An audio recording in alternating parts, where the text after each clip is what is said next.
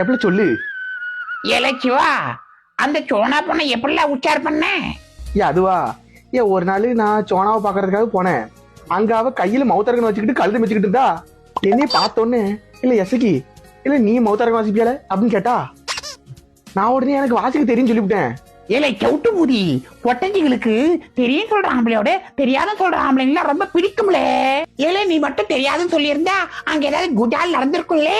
ஏக்கி இல்லட்டி, நான் வாசிக்க தெரியும்னு சொன்னதுக்கு அப்புறமும் அங்க எங்களுக்குள்ள ஒரு குஜால் நடந்துச்சே. அடியாத்தி, நீ தெரியும் சொல்லியும் அங்க குஜால் நடந்துருச்சா? எப்படி? எவ்வளவு அது ரொம்ப ஈஸி. நான் ஃபர்ஸ்ட் மவுத்த பார்த்தேன், அப்புறம் மவுத்தார்கனை பார்த்தேன், அப்புறம் மவுத்த பார்ப்பேன், அப்புறம் மவுத்தார்கனை பார்ப்பேன். நான் கொஞ்ச நேரம் தான் பார்ப்பேன்.